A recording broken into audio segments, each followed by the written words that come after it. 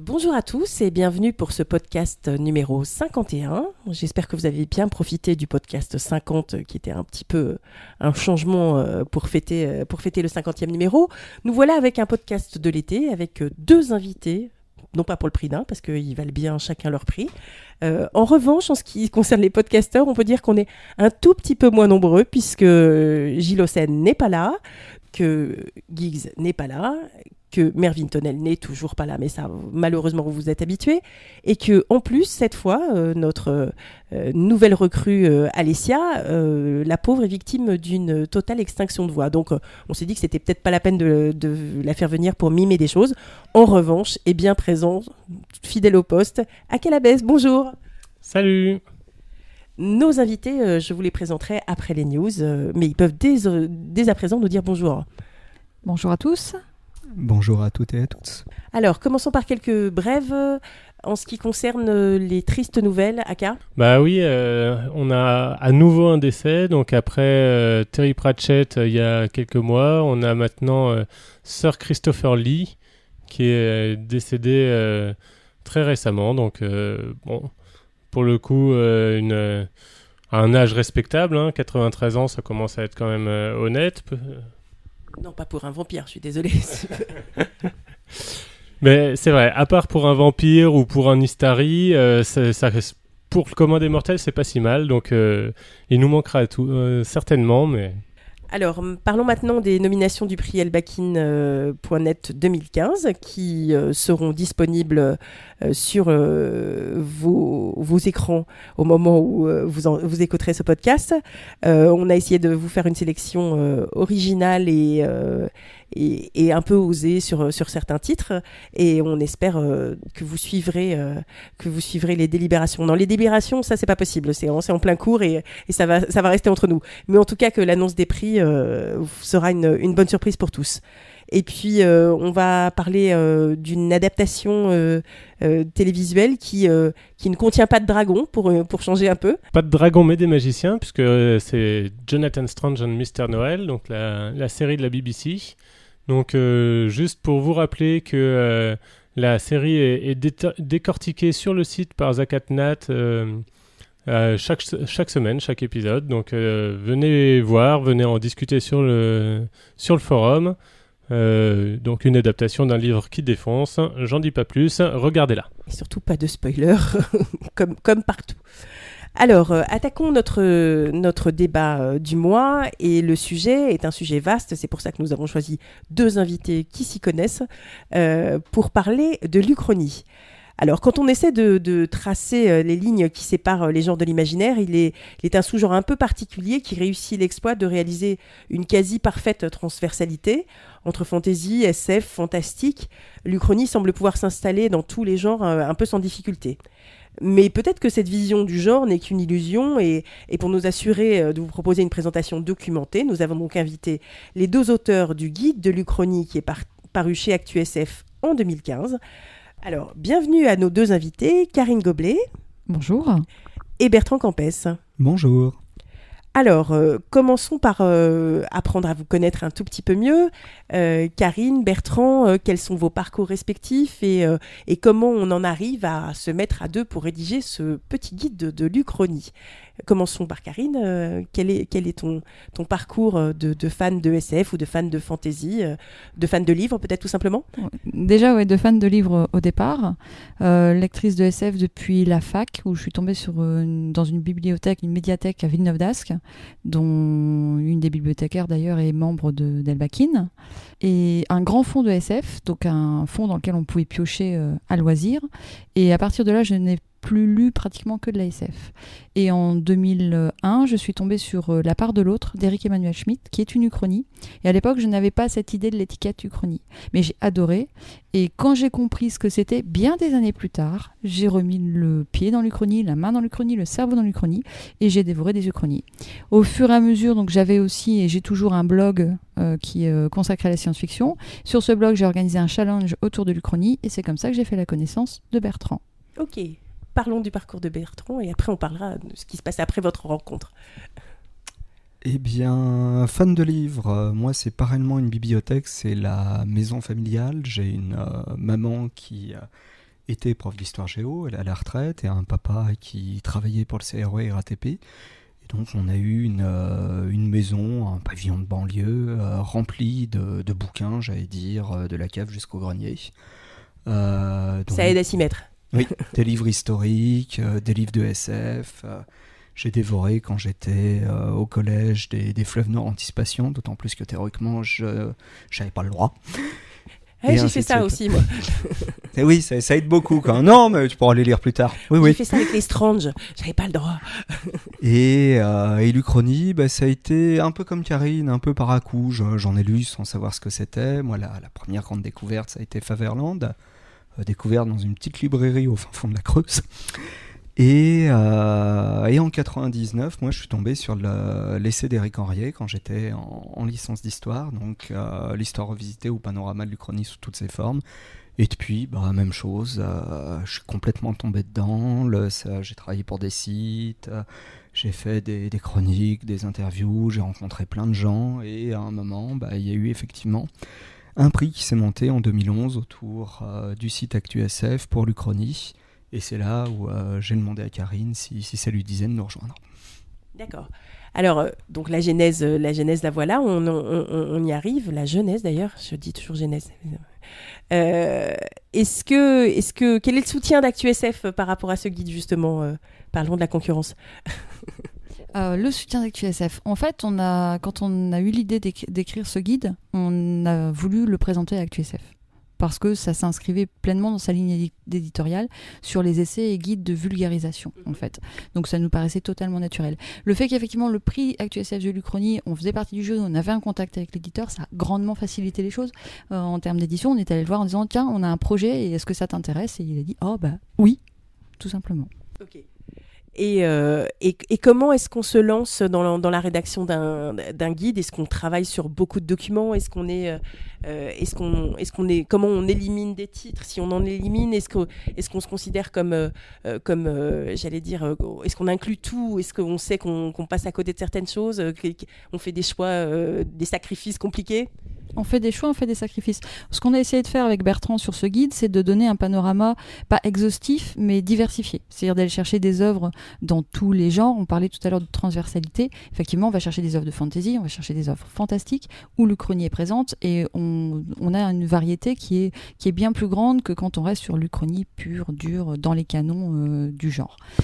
C'est plus comme ça qu'on a visé le livre. Effectivement, après, il y a eu un plan, il y a eu un travail sur le plan, il y a eu un gros travail de recherche. Mais en termes de recherche, on a tous les deux une bibliothèque fournie, la sienne encore bien plus que la mienne, et une connaissance quasiment encyclopédique du genre, en tout cas pour Bertrand. D'accord. Donc, et comment se sont répartis les rôles ? Un encyclopédiste, une rédactrice, ou vous avez rédigé chacun ou Un peu des deux, en fait. L'idée originale, rendons à Karine ce qui est à Karine, c'est elle qui est venue me voir en me disant qu'elle en rêvait. C'était un beau rêve, donc moi je l'ai suivi. et dès le départ, en fait, dans sa tête, c'était très très clair. Et j'allais dire heureusement, parce que moi je suis un bordélique né. Okay. Les idées viennent par à-coup, et je peux changer d'avis en plein milieu de la rédaction. Et sur le coup, on s'est dispatché, il y avait un tableau, il y avait les différentes parties, les sous-parties, ce qu'on pouvait traiter, il y avait les fiches de lecture, donc automatiquement ça a été des tonnes et des tonnes d'échanges. Beaucoup de coups de fil au début, parce que j'avais très très peur de me lancer dans l'affaire, donc forcément on retarde au maximum. La peur de rédiger, du coup ? La peur de la rédaction, ouais, oui. Ouais, ça, ouais. Au début, c'est pas évident de se mettre devant un clavier. Pourtant, tu avais déjà écrit des articles. Pas pareil. C'est pas pareil ? C'est Okay. pas la même appréhension. Non, Karine pas aussi, Non, c'est très différent. C'est très différent. Moi, j'ai écrit un blog et ça n'a strictement rien à voir. Sur un blog, on est tellement plus naturel que ça sort tout seul, que on écrit un bouquin quand même, on écrit quelque chose de sérieux. Donc, il y a beaucoup plus de réflexion sur l'écriture en elle-même, avec un souhait d'être clair, précis, net, concis, etc., etc. Donc effectivement, ça n'a rien à voir en termes d'écriture. Oui, le langage doit même pas être vraiment le même, puisque sur un blog, c'est vraiment un langage parlé, alors que on a tout de suite devant un livre, on attend quelque chose de plus littéraire. On attend quelque chose de plus littéraire. Oui. Donc pas de blagounette dans les livres Ah non, jamais. Hein, ça... Sauf si on s'appelle Terry Pratchett, mais bon, ça, là pour le coup, désolé pour vous, mais c'est pas le cas. Alors, commençons, essayons d'avancer un petit peu sur le sujet en lui-même, maintenant qu'on vous connaît un petit peu mieux. Est-ce qu'on peut essayer de faire une petite définition très académique de l'Uchronie? Alors, comme d'habitude, hein, pour ceux qui nous suivent, les podcasteurs qui ne sont pas là ont quand même participé à la préparation du podcast, donc certaines des interventions ne sont pas directement celles d'Akalabès ou la mienne, mais celles de Gilot et celles d'Alessia quand ils ont pu nous donner leurs sentiments sur le sujet. Donc commençons par cette définition sur laquelle on va essayer de se baser pour avancer un peu.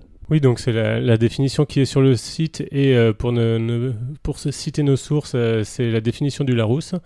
Donc l'Uchronie, c'est la reconstruction fictive de l'histoire, relatant les faits tels qu'ils auraient pu se produire. Donc le « aurait pu » est évidemment hyper important. Donc pour un peu plus paraphraser, ça peut aller d'une histoire inaltérée, mais où œuvre dans l'ombre des sociétés secrètes, ou ont lieu des conspirations à grande échelle, ou alors à une histoire alternative, où le cœur de l'histoire a été complètement changé à un temps donné, et là où ça nous intéresse, où le merveilleux, la magie existe, au vu et au su de tous. Donc là, on retrouve un peu plus les canons fantasy classiques. Donc les périodes de prédilection sont aussi bien l'Antiquité gréco-romaine, le Moyen-Âge européen ou chinois, la Renaissance, la fin du 19e siècle. Donc concernant cette dernière époque, on en reparlera un peu plus longuement par la suite. Donc on remarque le cas où se rencontrent fantasy et steampunk dans un univers typiquement victorien ou ce genre de choses. En plus de cette première définition, ce que nous indique Alessia, c'est que le mot uchronie a été construit à partir du mot utopia. Le grec ou peut indiquer la négation, donc utopia, le lieu qui n'existe pas, et uchronie, donc le temps qui n'existe pas. Est-ce que ça s'approche très clairement de la définition la plus exacte? Ouais, la construction du mot uchronie, elle est effectivement basée sur la construction du mot utopie. Donc pas sur le mot utopie en lui-même, mais c'est la même symétrie en fait. L'auteur qui a créé le mot uchronie, c'est Charles Renouvier. Voilà, qui l'a le mot, oui, tout à fait. C'est pas Charles Renouvier qui a écrit la première uchronie officielle. Hein. Okay. C'est Geoffroy Napoléon. Voilà. Geoffroy Château. Qui a écrit la vraie première uchronie 30 ans avant que le mot soit forgé. Donc, qui a posé les canons du genre, mais ça on pourra en reparler tout à l'heure. Et le mot uchronie lui-même a été créé un petit peu plus tard par Renouvier, et effectivement sur le modèle d'utopie, c'est-à-dire qu'il a pris comme exemple l'utopie de Thomas More pour dire, eh bien voilà, Thomas More a fait une utopie, c'est un lieu qui n'existe pas. Moi j'ai fait une uchronie, un temps qui n'existe pas.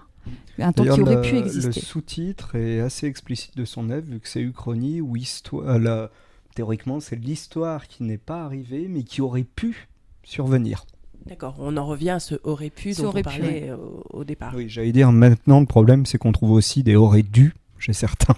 Ah, c'est intéressant ça, comme nuance. Il y a des aurait dû intéressants ou c'est toujours un petit peu une remise en... Alors, est-ce que l'Uchronie, ça peut être... j'avance peut-être un peu par rapport à ce qu'on avait prévu de se dire, mais est-ce que l'Uchronie, ça peut être une remise en question de l'histoire? Est-ce que c'est une façon de la réécrire?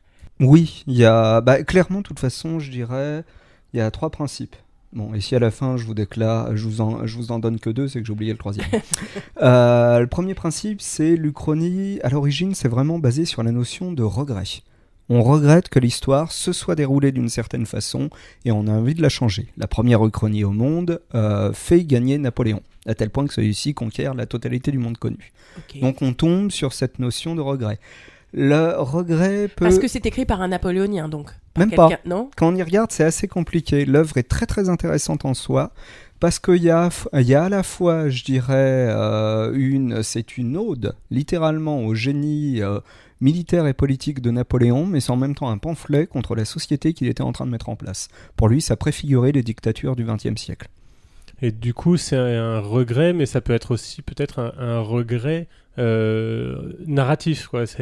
Bon, l'histoire, ça s'est passé comme ça, ok, c'est pas plus mal, mais ça aurait été quand même vachement plus classe si ça se passait comme ça, j'imagine. Tout à fait. Et puis il y a aussi, faut pas oublier, il y a la conscience, je dirais, à la fois politique et religieuse.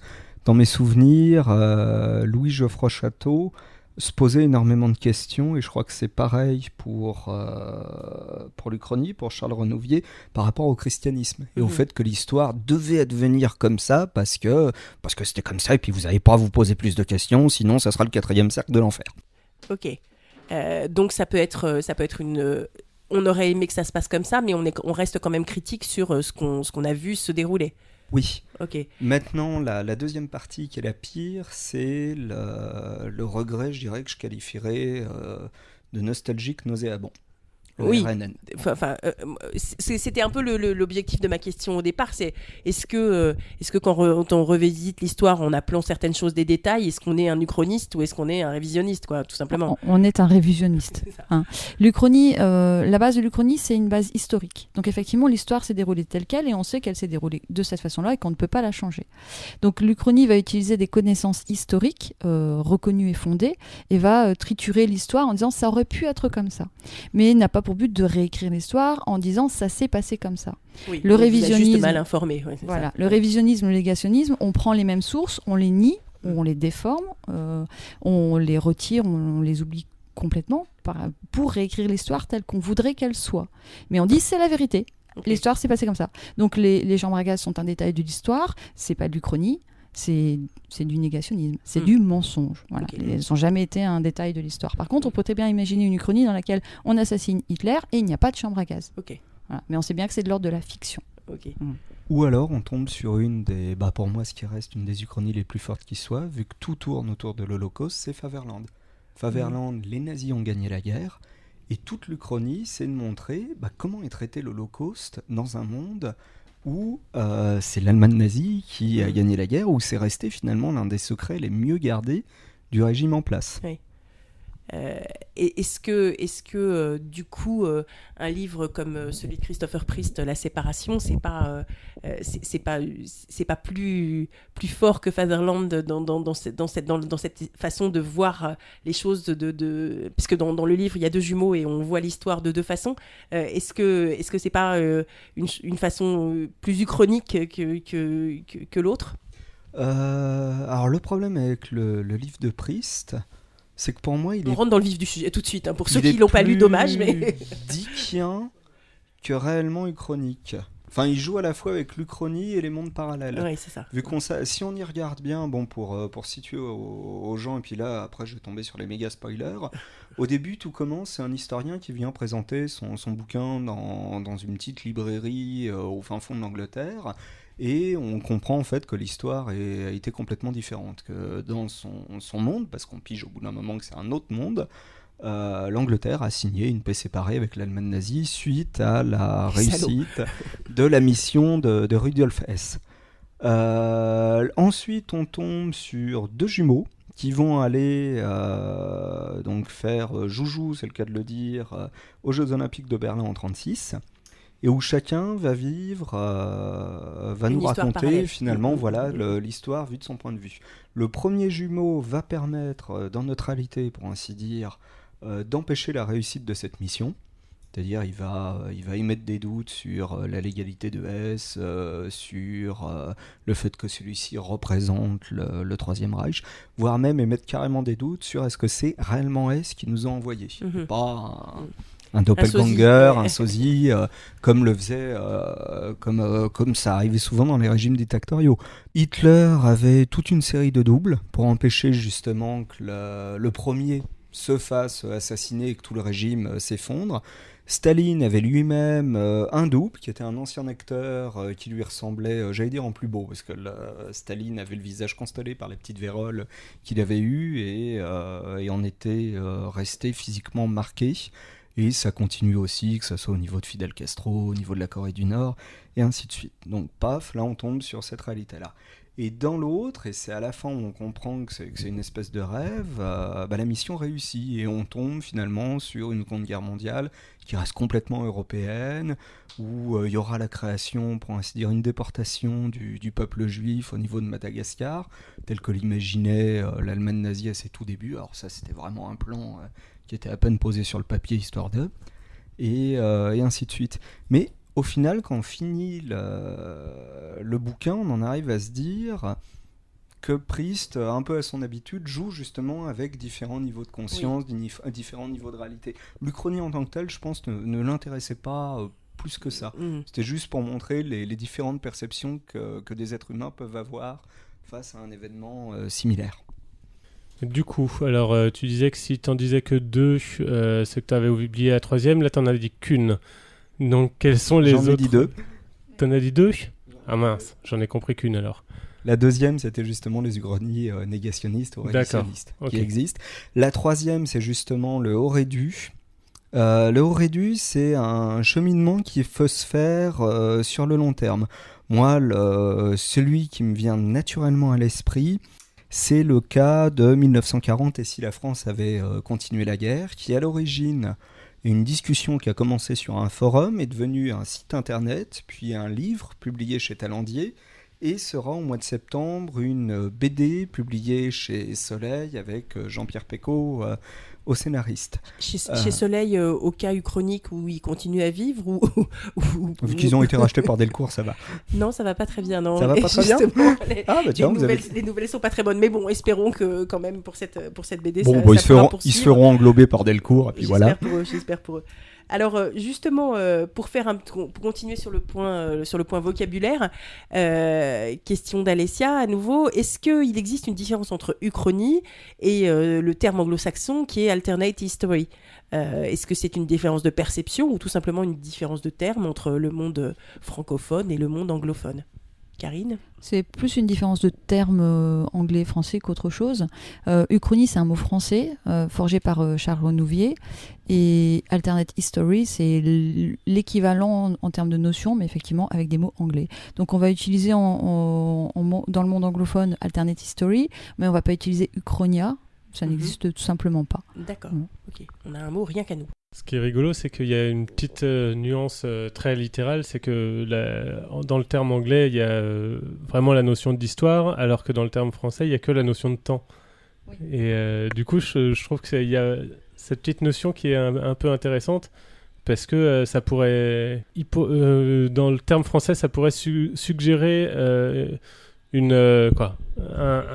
Voilà, un temps qui n'existe pas, donc quelque chose de quelque part plus fantastique par rapport à l'alternate history. Oui, bien plus vaste en fait dans la dénomination, mais en fait, si on reprend les canons du genre qui ont été effectivement posés par un livre qui est celui de Geoffroy Château, c'est un point de divergence précis, c'est-à-dire je prends l'histoire et elle bifurque, et effectivement on est bien sur une approche historique à la base, et puis je réécris l'histoire derrière. Donc on est de l'ordre du procédé en fait. Donc l'Uchronie, ça dessine essentiellement un procédé qui consiste à réécrire une histoire ou l'histoire, ça peut être aussi une histoire personnelle, à partir d'un point de divergence. Voilà.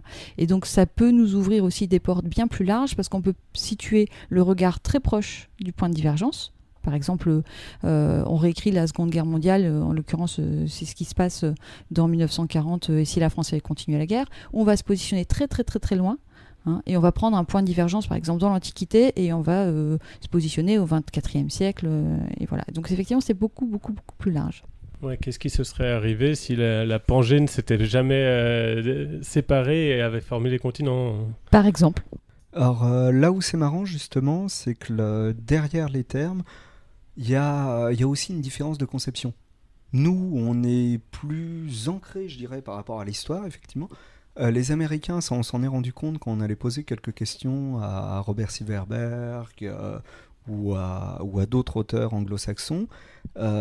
Chez eux, il y avait Alternate History. En passant, ils ont parlé à Robert Silverberg, juste pour les lecteurs de fantasy. Peut-être ce nom ne dit pas grand-chose, mais pour les lecteurs de SF, les gens ne le voient pas, mais je suis en train de me caper le cul par terre dans la salle. Ah non, mais j'ai pleuré devant mon écran.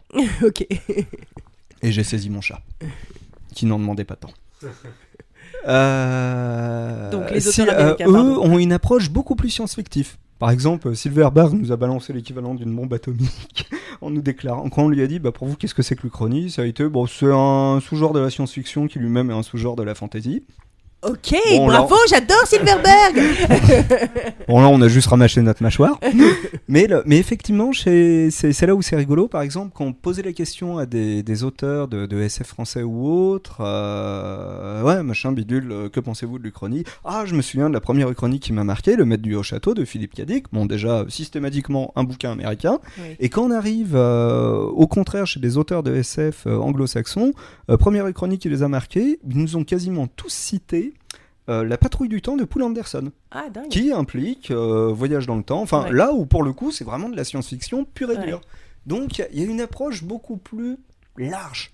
Tandis Ouais. que nous on est vraiment resté, je dirais, en bon cartésien sur le truc. Non mais écoutez, braves gens, on fait du sérieux ici. Ok, Karine. Au-delà de ça, c'est pas seulement une approche beaucoup plus large, c'est aussi une approche beaucoup plus récente. C'est-à-dire que l'Uchronie, chez nous, elle est intimement liée à l'histoire, voire même à la philosophie, parce qu'on a des premières traces d'Uchronie chez Hérodote. Donc ça remonte à très très très loin. Et en fait, c'est traditionnellement lié à l'histoire, traditionnellement lié à la philosophie. Donc c'est penser aussi l'histoire, c'est repenser. C'est un processus d'analyse. Pour Voilà. y réfléchir, Pour et y réfléchir. Ne pas la reproduire, pour Ne pas en la tirer des leçons. En tirer des leçons. C'est aussi l'Uchronie est utilisée aussi en tactique et en stratégie militaire. C'est on rejoue des batailles, on rejoue des batailles pour voir ce qui n'a pas fonctionné pour en tirer un enseignement pour la suite. Donc c'est aussi Amis cosplayer et géaniste, vous faites de l'Uchronie sans le savoir. à fond, à fond, à fond, à fond. C'est exactement ça.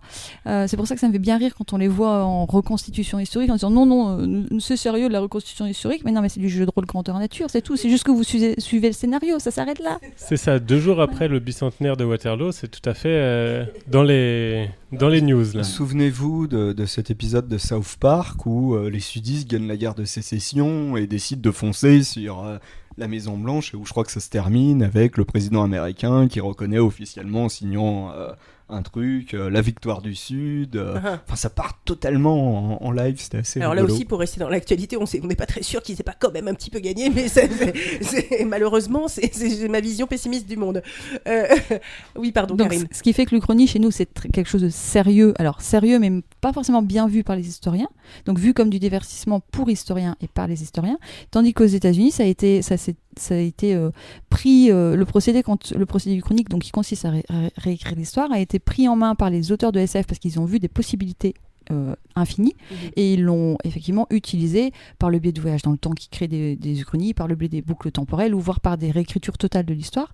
Et ce qui fait que aux États-Unis, c'est revenu chez nous par le biais de la science-fiction, avec ce côté où il y a eu une explosion entre guillemets du genre parce que c'était repris par des auteurs de science-fiction. Et ça ouvrait des portes. Voilà. Okay. Et c'est aussi cette différence-là qu'on voit de nos jours. C'est peut-être ce qui fait que pour quelqu'un comme moi qui ne suis pas une énorme lectrice de romans historiques ou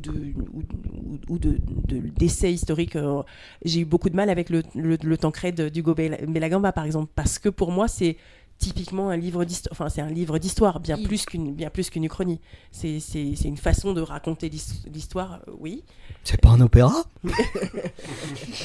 aussi bien sûr. Et donc, mais ce qui est rigolo, c'est que du coup, nous qui utilisons un terme qui pourrait nous permettre de faire ce que disait Aka, c'est-à-dire du mélange de temps, du mélange de temps fantastique, du mélange de temps fantasy, on se réduit à quelque chose de plus historique. Et eux qui s'appuient sur le mot qui dit en lui-même histoire et histoire alternative, ils font exactement le contraire. Voilà. Donc ça, au moins, on a analysé les paradoxes dans chacune des façons de traiter. Aka, est-ce qu'on peut parler maintenant de l'inspiration fantasy pour les uchronies? Alors oui, en fait, moi j'ai une question, donc je pense que nos auditeurs nos auditeurs habituels commencent à le savoir. Je suis un grand fan de Guy Gabriel Kay, donc une des questions qui m'est venue assez naturellement, c'est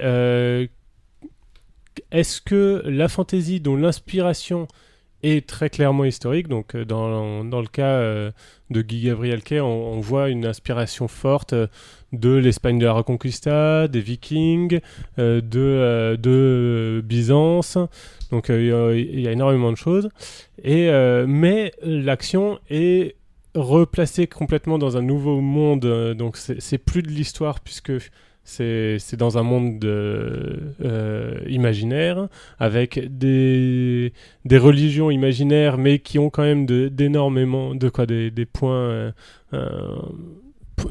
communs très proches avec nos religions, et on retrouve vraiment des actions historiques dans cet univers fictif.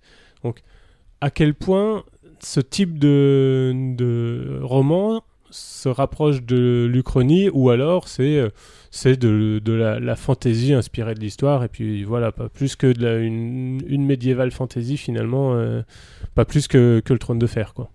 Non. Tu veux une réponse plus développée maintenant ? Alors, il y a toujours la limite de l'étiquette. C'est-à-dire qu'une étiquette, ça pose des bornes. On a toujours des œuvres qui sont un peu transgenres, qui flirtent avec différents genres. Pour moi, ici, on est dans de la fantaisie. Parce qu'on n'a pas cette réécriture de l'histoire de base. On n'arrive pas à situer un point de divergence parce qu'on est sur un autre monde.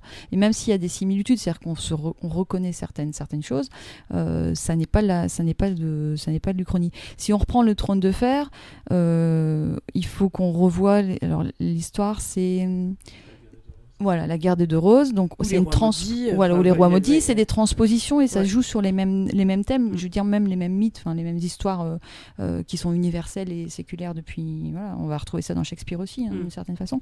Et on n'est pas du tout sur une histoire réelle. À la base, il faut quand même une histoire réelle, un morceau d'histoire réelle, tout du moins. Alors, je continue moi aussi sur mon auteur préféré et favori, dont tout le monde que tout le monde identifie. Quand Jacqueline Carré écrit La Marque et qu'elle écrit une histoire où finalement Jésus et Marie-Madeleine ont une relation et que de cette relation naît un fils.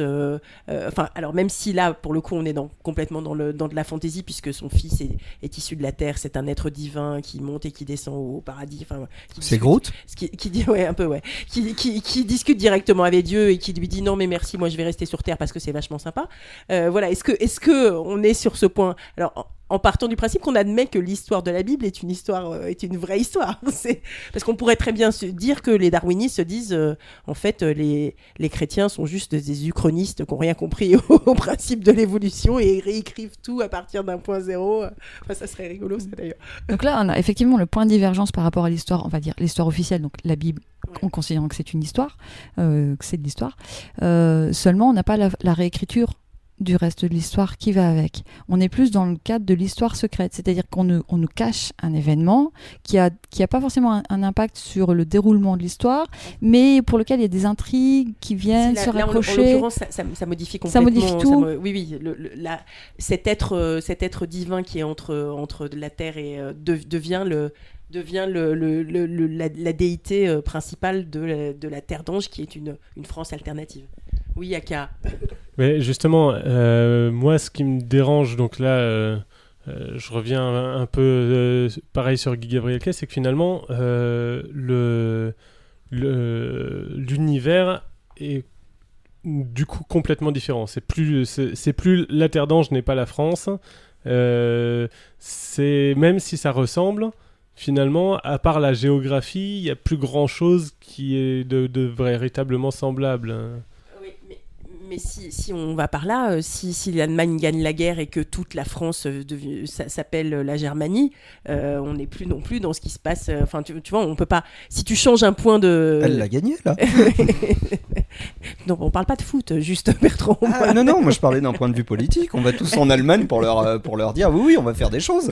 C'est ça. On en parle aux Grecs justement, c'est ça. Voilà. Enfin, je pense que pour le coup là, on peut jouer le rôle des Perses pour les Grecs.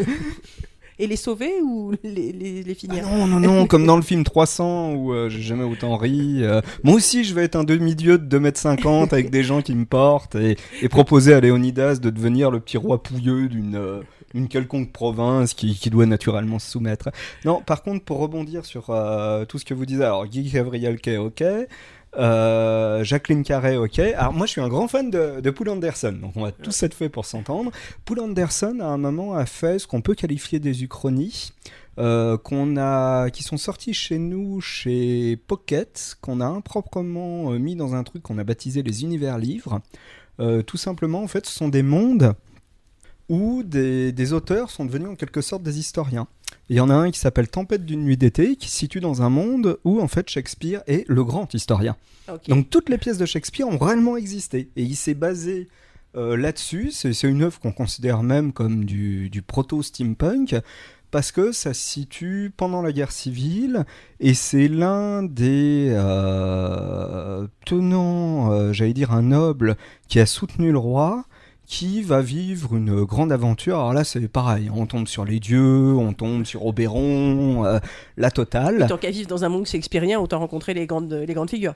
Et là où c'est rigolo, c'est que du coup, le roi incarne une espèce de souverain légitime, la terre, les petits oiseaux, les fées, tout ça. Tandis que de l'autre côté, Cromwell, c'est un peu l'industrialisation qui avance à pas forcer. On tombe sur des trains, on tombe sur une technologie un poil différente. Donc ça préfigurait en quelque sorte le courant steampunk. Et le but du héros, c'est qu'à un moment, il va tomber, alors ça, c'est un truc typique de Poul Anderson, sur un lieu qui a une espèce d'auberge, de bar même, qui est aux confins des mondes. Où en fait plusieurs de ces héros de temps à autre se posent, prennent un verre. Donc là, on tombe sur 2 ou 3 personnages qu'on peut apercevoir dans d'autres romans. Et où on s'aperçoit qu'il y a une multitude de mondes parallèles au leur, où l'histoire a bifurqué. Et c'est exactement ça en fait. À partir du moment où vous avez envie de changer l'histoire, vous pouvez vous baser sur n'importe quoi, que ça soit une réalité comme la nôtre, une réalité vue selon les codes chrétiens, selon la Bible, ou une réalité où les dragons existent, où effectivement, pourquoi pas, le monde de Conan a existé, et c'est la Seconde Guerre mondiale, et là-bas, et ainsi de suite. Ok, justement Karine, pour en revenir à la définition et à la question que posait Aka, c'est quoi qu'est-ce qui définit une uchronie fantasy justement? Donc un point de divergence pour avoir le procédé uchronique, c'est sûr, par rapport à l'histoire qu'on connaît, une réécriture de l'histoire derrière, et puis un ou plusieurs éléments magiques ou fantastiques. Okay. Donc on va mettre uchronie de fantasy, uchronie fantastique un peu dans le même bateau, donc des fées, des magiciens, des dragons, tout ce qui est un peu de l'élément mythique aussi qui viendrait comme arriver, par exemple des dieux. Téméraire. Comme Téméraire, comme Lasserre, détective des dieux, Oui. qui pour le coup est une uchronie avec des dieux égyptiens tant qu'à faire en réalité. Téméraire, donc qui va rejouer toutes les guerres napoléoniennes avec des dragons. Rosée de feu. Alors avec Rosée de feu, un petit bémol, c'est-à-dire qu'effectivement on a des dragons et on a finalement une histoire qui rejoint le cours temporel classique, qui se termine un peu de la même façon. Donc ça n'a pas une réécriture pure et dure. Ça peut être aussi, j'ai oublié son nom, Raphaël Albert, les enquêtes de Sylvain Sylvain, voilà. Là on va être sur de l'uchronie mais de fantasy, d'urban fantasy. Donc on rajoute des étiquettes, comme ça on recolle des étiquettes. Paris des merveilles de Pierre Pével qui vient de ressortir chez Brajlon. Voilà, en 3 tomes. Là j'en ai lu une il n'y a pas longtemps qui était très très bien, 393 Résidence à Avalon de Corinne Guiteau. Non, je dis aux auditeurs de prendre des notes. Alors celui-là il a une particularité, c'est que c'est un livre gratuit offert pour 25 € d'achat chez les éditions Voyelles, et c'est une uchronie arthurienne. En fait, c'est une jeune femme qui débarque dans un superbe immeuble résidentiel en plein milieu de Londres, en s'attendant à payer une fortune pour un appart, et on lui propose pour une bout de chétement, en lui disant le seul truc c'est qu'il faut y passer une nuit. Elle y passe une nuit, il n'y a pas de problème. Puis le lendemain, on se retrouve avec un type dans son salon qui lui avoue qu'il est Merlin, qui vient lui-même d'un monde parallèle où en fait Lancelot dans cette réalité-là n'est jamais revenu du Val sans retour. Donc Merlin a réussi, en visitant d'autres mondes, en voyant ce qui s'était passé, la mort d'Arthur, la disparition de la magie, du petit peuple, des dragons et ainsi de suite. La merde qu'on vit, quoi. Voilà, c'est dit, il est hors de question que ce bordel arrive là, ici. Voilà, d'une sage décision. Donc, expédie Lancelot, s'arrange pour qu'il ne revienne pas, et met en place en fait toute une dynastie arthurienne qui perdure jusqu'à nos jours. Donc maintenant, tu viens de dire à tous les fans de la légende arthurienne que la merde vient de Lancelot. C'est lui, et on est bien d'accord que c'est lui le responsable. Ok, d'accord. Mais quel connard! Est-ce que se baser sur un monde qui n'est uniquement fantasy et dont on connaîtrait l'histoire, par exemple, je sais pas, quelque chose qui est écrit depuis longtemps. Allez, admettons, il y en a qui vont faire des bons, mais admettons que quelqu'un se décide, mais je crois que ça a déjà été fait, se décide que Frodo garde l'anneau ou que finalement, est-ce que ça s'appellerait une uchronie aussi? Oui. Oui, Oui, tout à fait. C'est-à-dire que s'il y a un monde existant qui est connu et déjà partagé par tous, une fiction existante, et qu'à l'intérieur, on réécrive l'histoire, on a une uchronie de fiction, mais on a une uchronie quand même. C'est-à-dire qu'on peut utiliser le procédé. Si il garde l'anneau, oui, effectivement, il garde l'anneau, on réécrit l'histoire et on n'en parle plus, quoi. Et ça a déjà été fait, mais j'ai plus les titres en tête. Mais vous chercherez, on n'est pas y a non Star plus une Wars. encyclopédie. Oui. Star Wars, ils ont fait une. Qui rappelons-le, série. est de la fantasy, parce que c'est important. Bien sûr. Nous n'allons pas être d'accord. Star Wars, il y a eu une série de comics, Infinities, où en fait ils revisitaient chacun des 3 films. Dans le premier, l'étoile de la mort n'était pas détruite, Luke ratait son coup. Dans le deuxième, quand même fortement probable, à un moment ou à un autre. Dans le deuxième, c'était quoi le deuxième? L'Empire contre-attaque. Il mourait gelé sur Hoth, et quand il mourait, t'avais le pauvre Han Solo qui arrivait, puis il recueillait ses derniers mots, il disait oui, il faut que t'ailles faire un entraînement, etc. Donc Han Solo revenait en ayant trouvé la foi de Jedi. Je suis un Jedi, il m'a demandé d'aller faire le con, etc. Tout pourri. etc.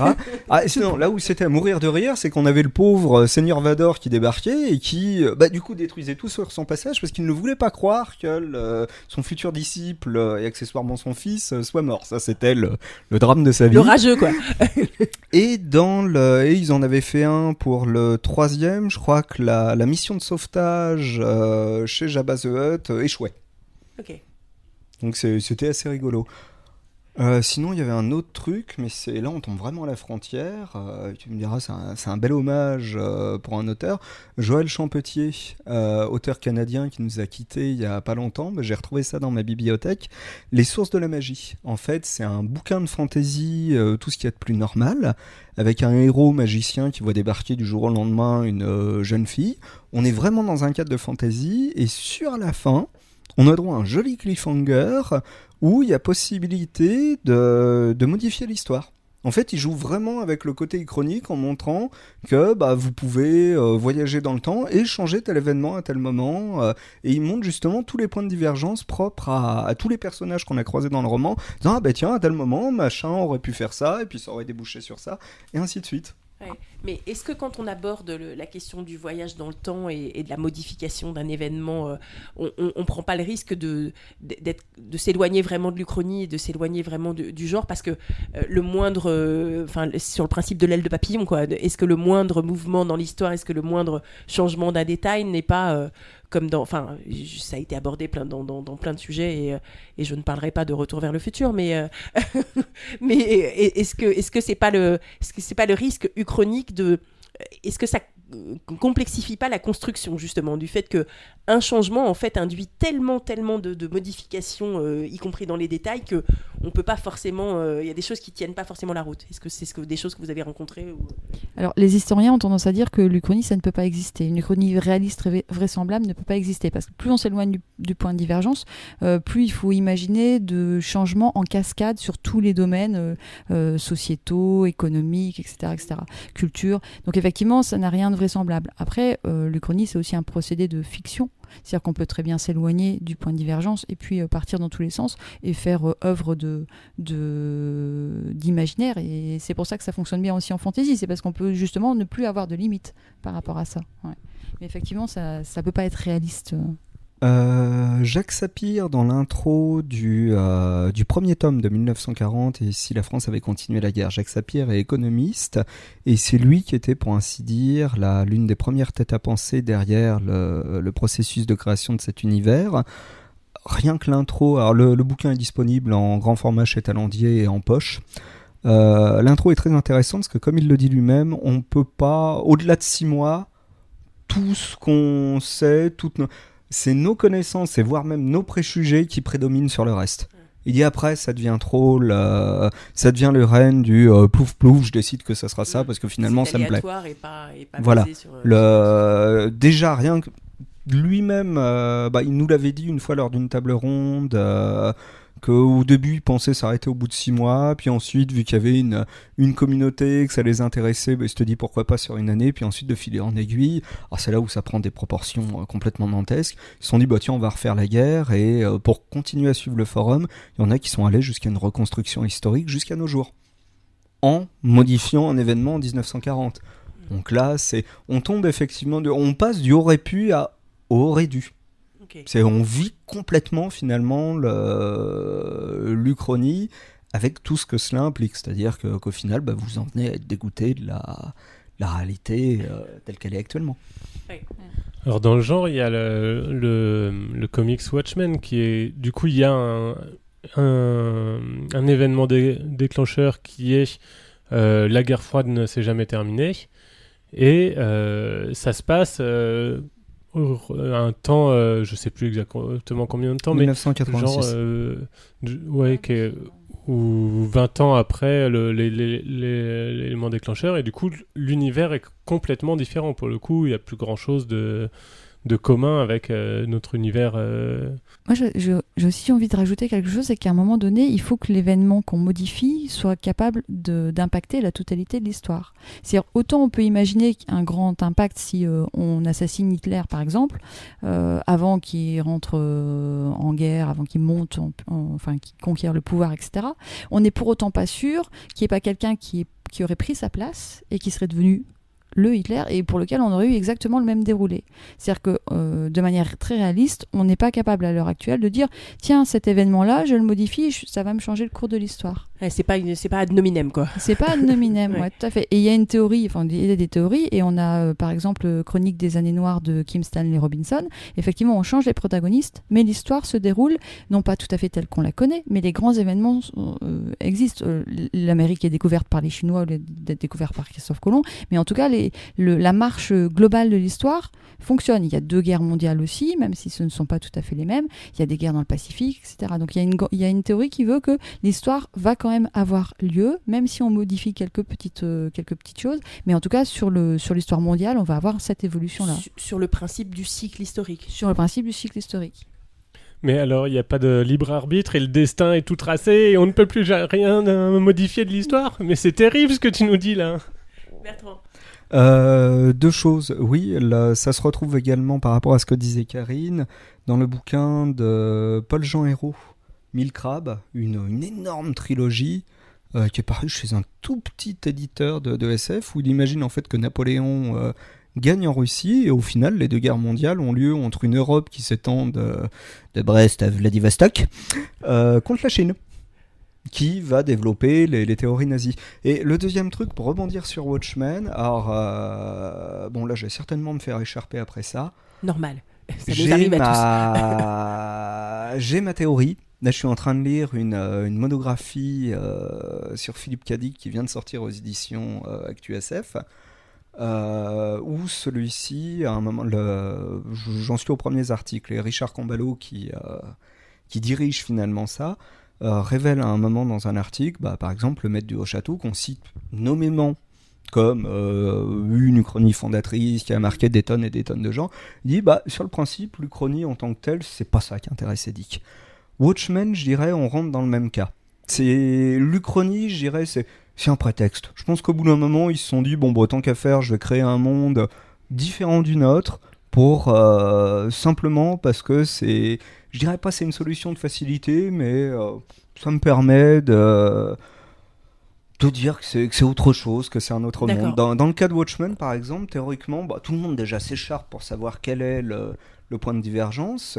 Il y en a qui disent ça serait par exemple la création du Dr Manhattan, donc du seul et unique super-héros qui existe dans ce monde-là. Et parce qu'à partir de là, l'Amérique va gagner au Vietnam, et les États-Unis vont pas forcément se développer leur arsenal nucléaire à tout craint, vu qu'ils ont une véritable arme vivante, pas capable d'annihiler toute forme de vie sur Terre. Mais le but d'Alan Moore à l'époque, pour ma part, c'était simplement de montrer que les comics s'adressaient à un lectorat essentiellement masculin et plutôt jeune, mais qu'on pouvait faire quelque chose d'extrêmement dur, d'extrêmement adulte, Et la seule chose qu'on en a retenu, c'est on va créer des super-héros durs qui vont se poser des questions existentielles, puis il y aura du sexe, et puis ils vont être capables d'annihiler des univers tout entiers, et puis voilà. Tandis qu'à côté, l'univers uchronique, c'est un peu accessoire, j'allais dire. Je pense que beaucoup de gens n'ont pas fait attention au fait que dans cet univers-là, le père Nixon est réélu pour la 4e fois au début du comics. Donc là, on en est bien à ce qui a été soulevé en forum quand on a parlé de l'Uchronie. L'Uchronie peut être juste un prétexte et pas du tout au cœur de l'histoire. C'est un élément. Ça peut être un élément. C'est pas l'élément essentiel du scénario. Ok, donc et dans ce domaine-là, du coup, on peut complètement écrire des uchronies fantasy en se servant d'un élément scénaristique qui est le point de divergence temporelle et en continuant à écrire de la fantasy classique avec les canons qu'on connaît.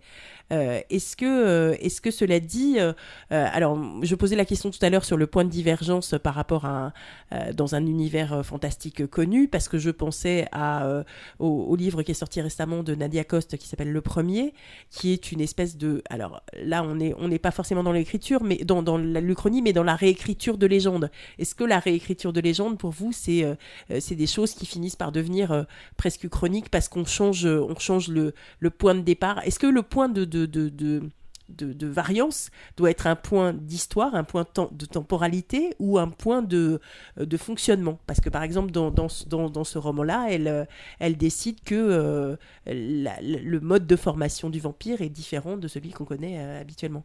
T'as déjà posé la question pour Le Seigneur des Anneaux, franchement. Oui, mais mais les Seigneurs des Anneaux, c'est pas une légende, c'est un univers. Hein. Donc là, je parle de la légende de Dracula. J'ai eu peur, j'ai cru que tu allais nous dire que c'était un fait historique reconnu. Est-ce que réécrire les légendes, parce qu'on pose souvent la question de savoir est-ce que les vampires de Twilight sont des vrais ou pas des vrais? Est-ce que, voilà, moi, ma question était plutôt sur, en Uchronie, est-ce que le point de divergence doit être un point historique ou ça peut être un autre point? Ils sont faux, ils brillent à la lumière du jour et ils mangent du sang de biche. Ça ne sont pas des vrais vampires, suivant le canon de la Sainte Inquisition espagnole. Ok, donc est-ce que le point de divergence doit être un point historique ou pas?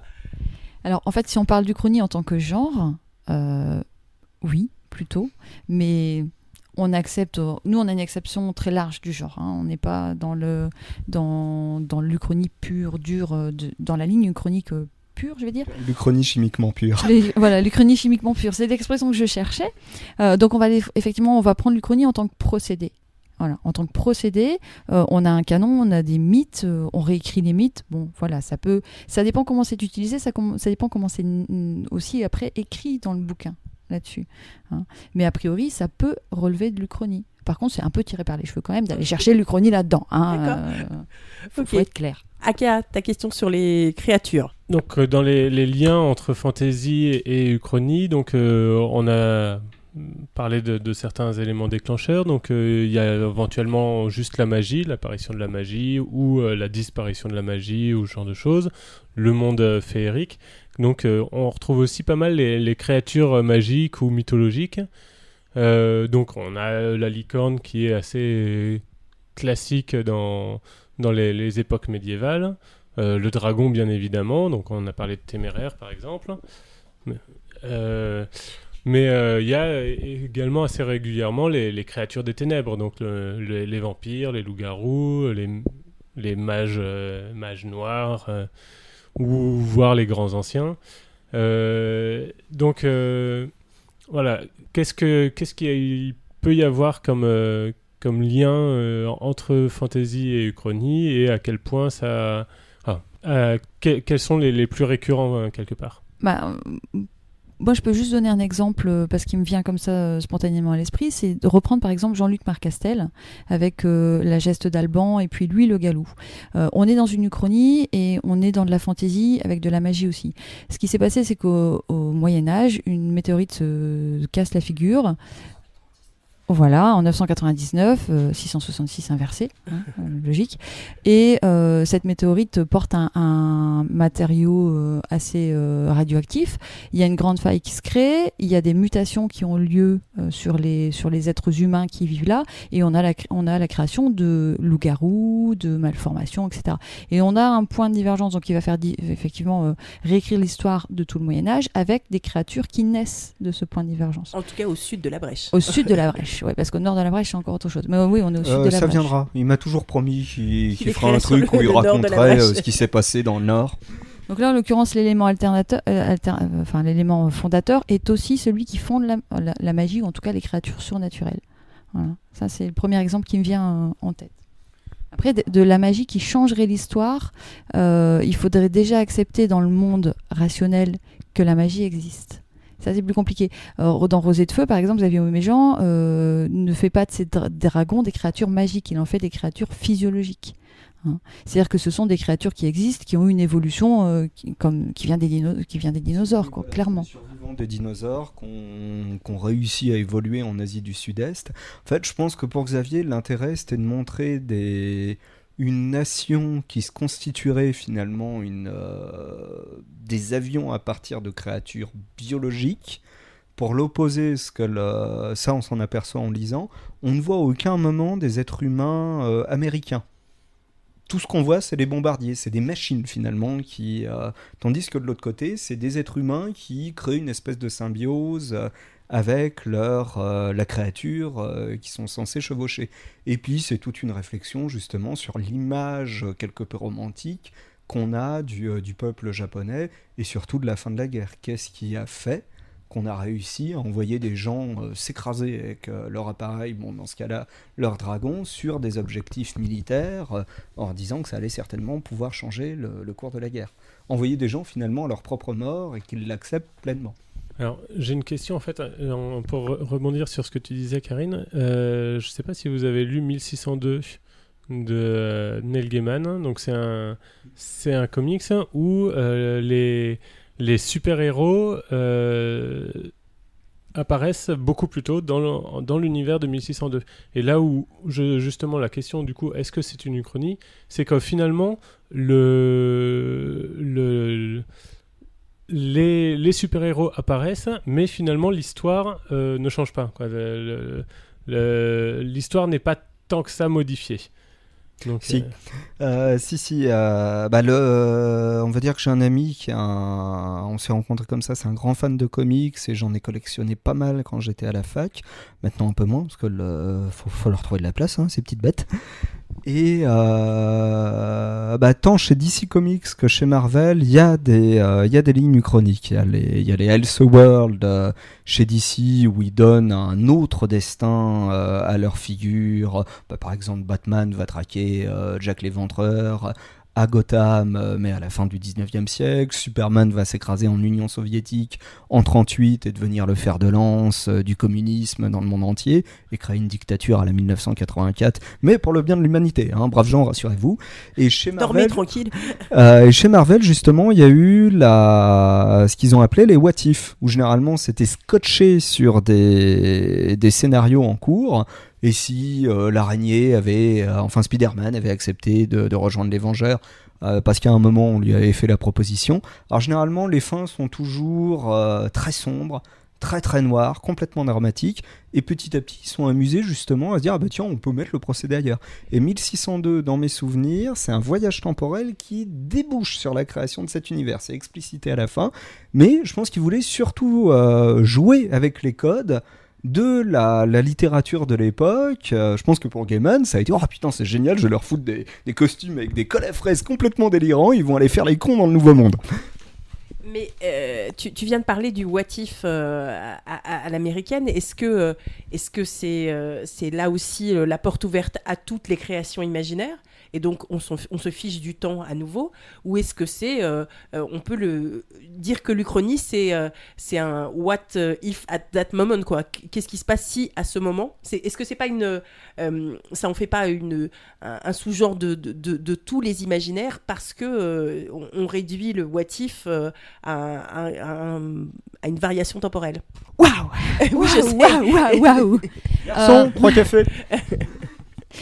Il faut se souvenir que l'Uchronie, parfois, ça peut être utilisé de manière très limitée, en fait. Et c'est un peu le cas là-dessus. On va reprendre aussi l'exemple des boucles temporelles. Les boucles temporelles, c'est pas une Uchronie, mais ça donne naissance à des Uchronies temporaires. Si je reprends Un jour sans fin, c'est de multiples Uchronies, mais elles s'arrêtent la nuit, hop, le lendemain matin, on recommence et une nouvelle Uchronie. Et jusqu'à ce que la boucle temporelle soit cassée et que l'Uchronie n'ait pas lieu. Voilà. Donc c'est vraiment... C'est plein de mini-Uchronies. C'est ça, il y a plein de mini-Uchronies. Et pourtant, on est sur des mondes... On est sur des mondes parallèles. Ouais. Vieille série pour les vieux. On a tous pris 10 ans là d'un coup. Non, moi je connais pas. Et pourtant, tu es vieux. Non, c'est faux. File dans ta chambre. Et pour en revenir à la fantaisie aussi, si le monde de fantaisie, par exemple, inclut un élément, enfin, si notre monde inclut un élément magique, je vais reprendre l'exemple de la Serre. La Serre, c'est une Uchronie. On a des Gaulois qui ont perduré on est toujours en Gaule, mais en 1930, on est toujours en Gaule. Donc on est bien dans un univers uchronique, sauf que les dieux... C'est pas très uchronique, on est toujours en Gaule, pardon. Oui, on est toujours en Gaule avec les Romains, les mêmes peuples on va dire de l'Antiquité, vraiment transposés à nos années à nous, quoi, plus récentes. Et on a comme postulat que les dieux existent. Donc les dieux du panthéon grec, les dieux du panthéon romain, les dieux du panthéon égyptien existent et interagissent avec les hommes et les femmes. Voilà. Donc on a un monde de fantaisie qui ressemble beaucoup au nôtre. Les codes sont clairs et on a ce côté qui est bien de l'Uchronie puisqu'il y a eu un point de divergence qui explique que ce monde-là a perduré jusque maintenant. Voilà. Même si c'est très très loin. Donc c'est effectivement le point de divergence est perdu très très très très loin. Et on rajoute d'autres éléments. Et s'y rajoute d'autres éléments. Et effectivement, on n'est pas du tout dans le réalisme possible historique parce qu'on a complètement laissé tomber l'histoire telle qu'elle s'est produite. Hein. On n'a pas refait 2 siècles d'histoire. Hein. Non, ça n'est pas parfait. Bertrand ? 2 choses. Une, les aventures de Lord Garrett, qui n'a pas du tout fonctionné chez nous. Ça raconte l'histoire d'un détective à la façon de Sherlock Holmes, mais dans un monde... J'arrive plus à me souvenir du nom sur le coup. Pardon de t'avoir piégé du coup. Faites une recherche sur Google. Exactement. En fait, ça se situe au début du XXe siècle. La magie est utilisée couramment.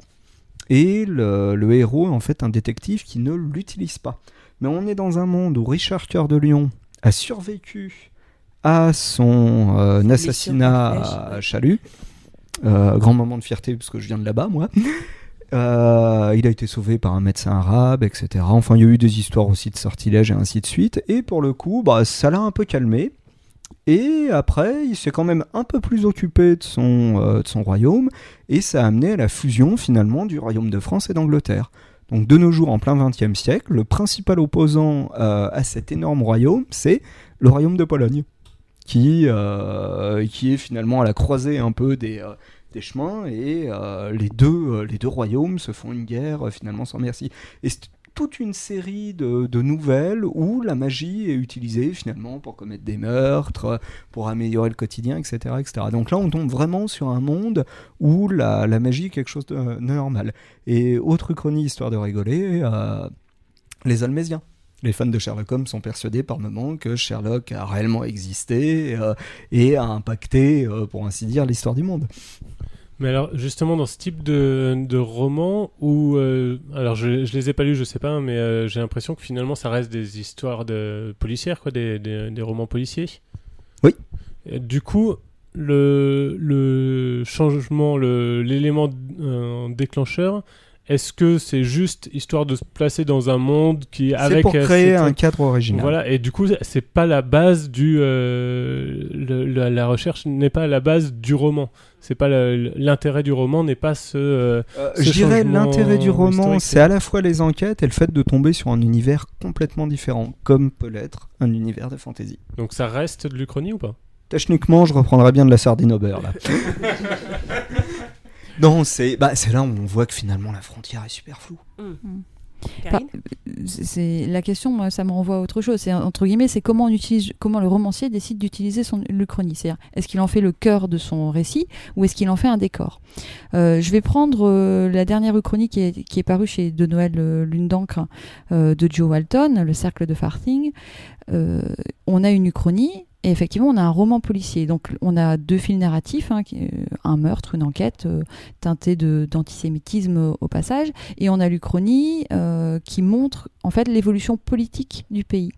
Et l'Uchronie n'est pas au centre du bouquin, mais elle n'est pas non plus un décor parce qu'elle sert d'élément de réflexion pour montrer l'évolution de la société et pour se poser des questions justement sur cette société. Et donc c'est un élément de réflexion politique, un élément d'analyse politique. Donc c'est pas au cœur du roman parce qu'effectivement le roman est une enquête policière, mais c'est plus qu'un décor parce que ça apporte une dimension supplémentaire en fait au roman. C'est-à-dire que le contexte historique changé par le point de divergence qu'il y a dans ce roman apporte un éclairage et surtout nous oblige à penser. Voilà, c'est ça, c'est un outil de réflexion massive, j'ai tendance à dire, déguisé dans le décor, quoi, mais qui parle quand même, quoi. Alors, je vais avoir du mal à me souvenir du nom parce que ma mémoire est une vaste uchronie ou connerie. Enfin, je sais pas. L'Uchronie existe. L'Uchronie. C'est une blague récurrente entre nous. Je pense à cet auteur qui doit être une femme et dont le prénom doit être Catherine. Catherine Kerr, c'est pas elle, c'est l'autre. Enfin bref, qui écrit de l'histoire médiévale avec magie. Les Dérénies. Les Dérénies, voilà. Non, oui, c'est ça, les Dérénies, oui. Avec Saint Campbell, c'est ça, Saint... Oui, avec les magiciens qui sont traqués et qui font partie de... Oh putain, je viens de prendre 20 ans dans la gueule, là. Mais moi, je te rappelle que je fais partie des vieilles lectrices de fantasy, donc j'ai des références qui remontent à loin, mais il me semble que c'est traduit en français, ça. Donc, oui, chez Pocket. Je lisais ça chez papa, maman. Donc quitte à conseiller des choses qui soient un peu uchroniques ou un petit peu différentes et de la vieille fantasy qu'on peut acheter pas cher à l'heure actuelle... Je crois que Pocket les a ressortis, mais tu sais, le problème est là, c'est les grosses intégrales. Et en poche, par moment, quand on voit la taille du truc, mais on me dit c'est pas possible à sortir. Et là, l'intéressant, c'est qu'on suit le fil de l'histoire, mais que tout est expliqué différemment. Est-ce que ça fait partie... Est-ce que là, on est dans l'alternate history à l'anglaise, c'est-à-dire c'est l'histoire telle qu'on l'a vécue, mais toutes les explications et toutes les justifications et toutes les...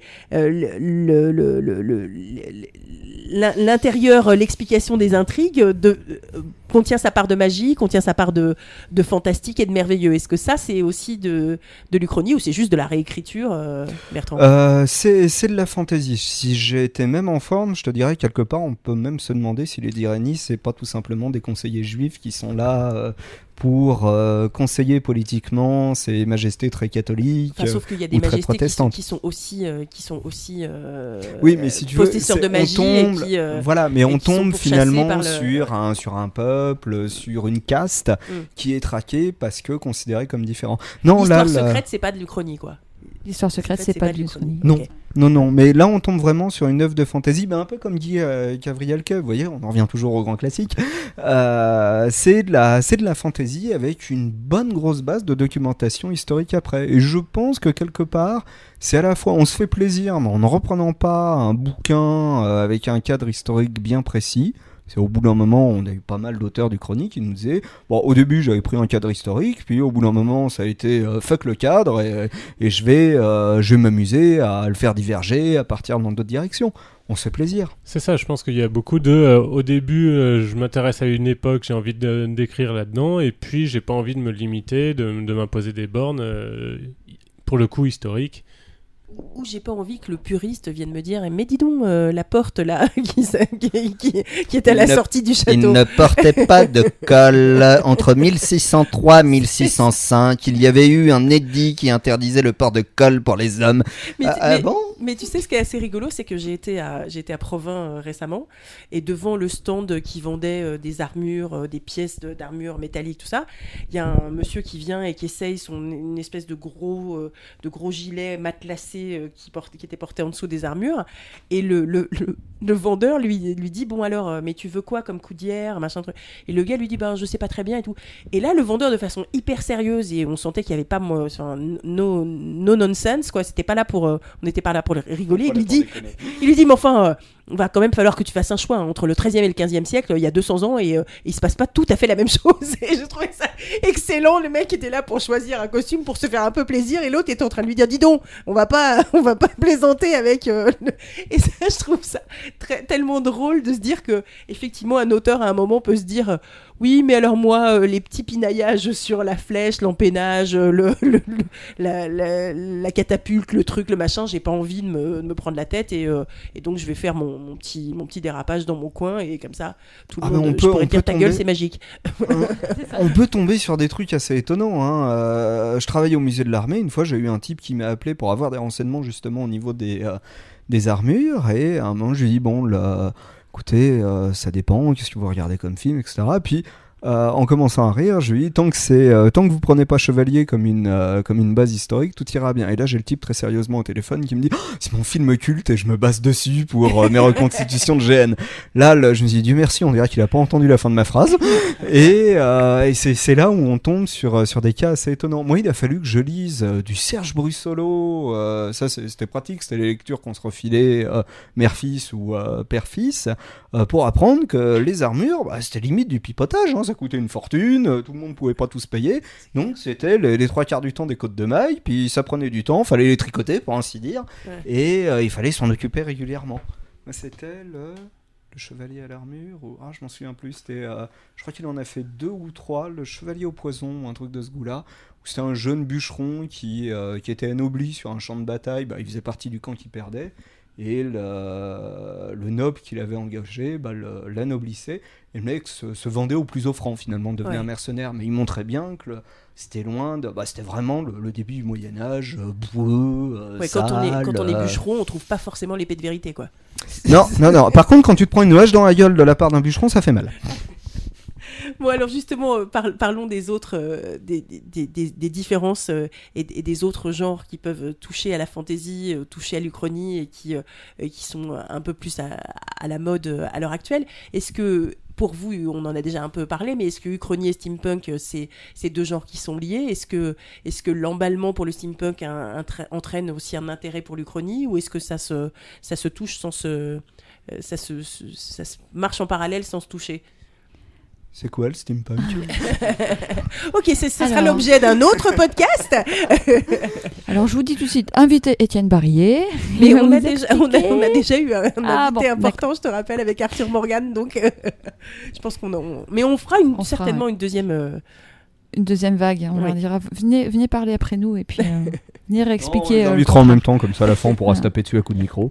Non, effectivement, les deux genres sont intimement liés. Moi, personnellement, j'ai tendance à dire que l'Uchronie, c'est la maman du steampunk, hein, mais ils vont peut-être pas voir ça. Le steampunk, c'est des sales gosses qui n'ont pas voulu s'emmerder avec le point de divergence. C'est ça, c'est exactement ça. C'est les enfants terribles de l'Uchronie. C'est-à-dire c'est comme les enfants, hein. On leur donne les bases, on les éduque, puis après ils font ce qu'ils veulent. Voilà. Et le steampunk, c'est la même chose.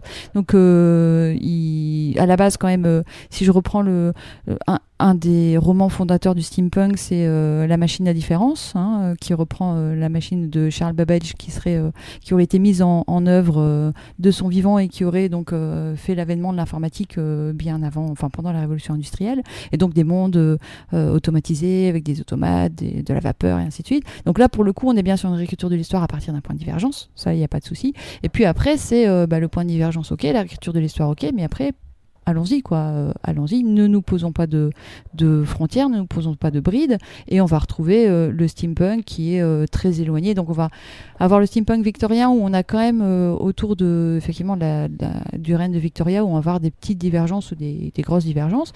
On va avoir des personnages ou des créatures qui n'existent pas, qui vont intervenir. Si je prends Kim Newman à nos Dracula, on est sur une période alternative du règne victorien, mais quand même Dracula a épousé la reine Victoria, ce qui est strictement impossible. Et effectivement, on a de l'Uchronie, on a du steampunk, et en fait, que tu crois. Ouais, et pourquoi c'est impossible ? Oui, je n'étais pas là, donc je ne sais pas en fait. Il y a peu de photos. Il n'y a pas de photos, ouais, c'est ça le problème. Bon, T'as vu après. beaucoup de photos, toi, avec un vampire. C'est le prochain stade des films de vampires. On pourra prendre des photos. Alors, en l'occurrence, on considère que c'est de l'Uchronie à nos Dracula parce que tout simplement, dans Dracula, je suis désolée si je spoil pour ceux qui ne l'ont pas lu, à la fin de Dracula est éliminé. Hein, voilà, il est mort. Et là, en l'occurrence, Dracula n'est pas mort, donc c'est une uchronie autour du personnage de Dracula. Voilà, donc c'est une uchronie de fiction. Il y a un point de divergence dans le roman, c'est le moment où les héros vont tenter de le buter, je crois en Angleterre, sauf que là, c'est lui qui les bute quasiment tous. Ouais, tout à fait. Ouais, c'est ça. Et c'est ensuite où il se dit, tiens, sympa ce pays, et si j'en devenais roi. Alors, on va avec à côté de Kim Newman aux Imaginales et apprendre qu'il est en train de travailler sur des choses qui concernent le cœur de Paris et les mystères de Paris et tout ça, c'est hyper intéressant. J'espère que j'ai fait plein de jaloux en une seule phrase. C'est réussi, je crois qu'on va s'en aller. Hein. Bon, donc... pour le lien entre Uchronie et steampunk, c'est fait. Est-ce que justement, tu parlais de Marc Castel tout à l'heure, quand on lit le Simulacre et sa version Versailles au punk, avec un clone de D'Artagnan, avec des choses qui ressemblent vraiment à du steampunk, avec une Versailles céleste et tout ça, est-ce qu'on est dans le point de divergence puisqu'il s'est passé des choses... Est-ce que l'arrivée d'un peuple extraterrestre au moment des mousquetaires, c'est un point de divergence historique ? Premier truc. Ou c'est une inclusion fantastique C'est une inclusion fantastique, mais qui crée le point de divergence. Okay. Première chose, de toute façon, au niveau du steampunk, faut pas oublier un truc, c'est que c'est une blague par rapport au courant cyberpunk. Si on y regarde bien, c'est toute la littérature, c'est tout le courant cyberpunk qui est simplement transposé fin 19e pour montrer que ce genre de choses, ce genre de société avait été pensé à un moment. Et que, pour reprendre finalement la fameuse formule de Xavier Mauméjean, le steampunk, c'est simplement le futur qui est arrivé dans le passé, et beaucoup plus tôt. Et ça, primo, il y a ça. Deuxio, par rapport à Jean-Luc Marcastel, donc, et les extraterrestres. Oui, parce que à côté de ça, on a par exemple un auteur américain, Harry Turtledove, qui est considéré comme le maître de l'histoire alternative. C'est écrit en gros sur tous les romans maintenant. C'est un monsieur assez âgé, si je dis pas de bêtises, maintenant il a dû dépasser la soixantaine. C'est un type qui a écrit une pléthore de bouquins, tous pas forcément très bons, mais l'une de ses uchronies qui a marqué là-bas, c'est l'arrivée d'une flotte de lézards extraterrestres en 1942 sur Terre. En fait, pour eux, la Terre, c'est une très lointaine colonie, qu'ils avaient découvert à un moment. Je me demande même s'ils sont pas à la base, si c'est pas eux qui nous ont créés. Et ils reviennent en fait pour installer une ruche.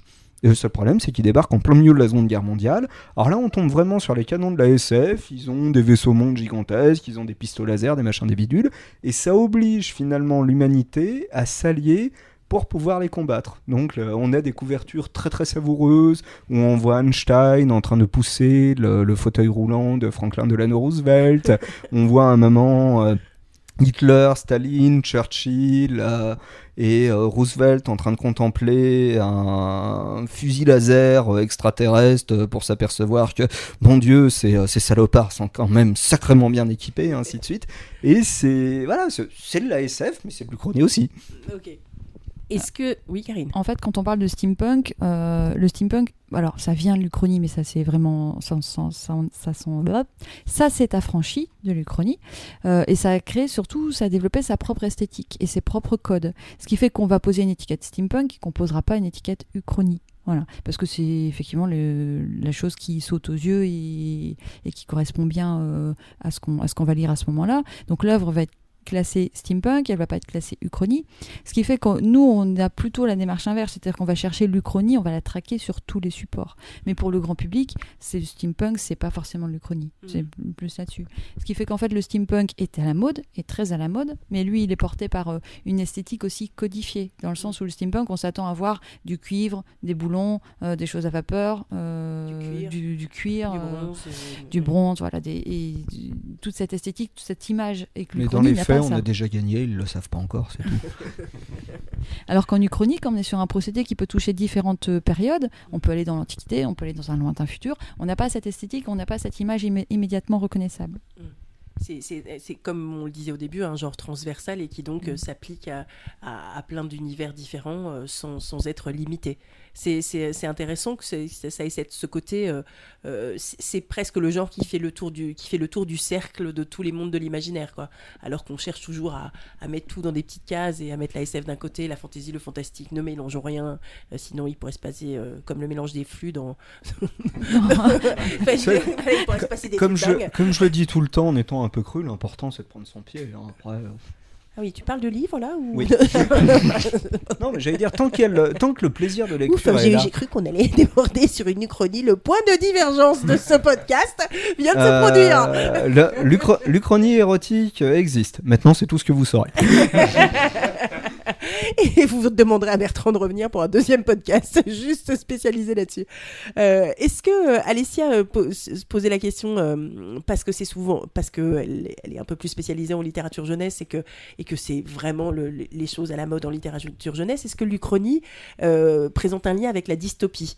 Elle pensait évidemment à Fatherland, mais est-ce que quand on va dans le policier, quand la divergence historique, on a déjà un peu pré-répondu à cette question, mais est-ce que quand la divergence historique vire à la tyrannie, on est dans l'Uchronie dystopique? Est-ce que c'est quelque chose que vous pouvez entendre ou Je ça vous crois semble qu'Éric compliqué? a inventé le terme de dyschronie. Oui.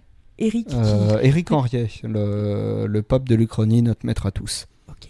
C'est Qu'on n'a pas cité jusqu'à présent. Alors pour un pape, Si, c'est... j'en ai parlé. Ah, Si, c'est l'auteur de C'est l'auteur Panorama. de Laisser l'histoire revisiter, Panorama de D'accord, l'Uchronie ok. sous toutes ses formes. C'est paru chez Les Belles Lettres, 2 éditions, 99 et 2004. Puis il a fait aussi un petit, ce que j'appelle un super que sais-je, 50 questions sur l'Uchronie chez Klingsik, qui est paru en 2009. En fait, Tu viens de passer en mode encyclopédique, là, tu t'en es rendu compte? Non. Et accessoirement, il a rédigé aussi la préface du guide de l'Uchronie Ah. que Et nous c'est avons le écrit président quand du même. prix ActuSF de l'Uchronie. D'accord, voilà, maintenant on sait mieux qui c'est. Donc voilà, est-ce que donc il a créé le mot dyschronie, c'est ça? Oui, mais en fait, j'allais dire ça doit être l'âge, mais j'ai de plus en plus de mal avec la volonté de tout Étiqueté. mettre justement Oui. dans des étiquettes. Au bout d'un moment,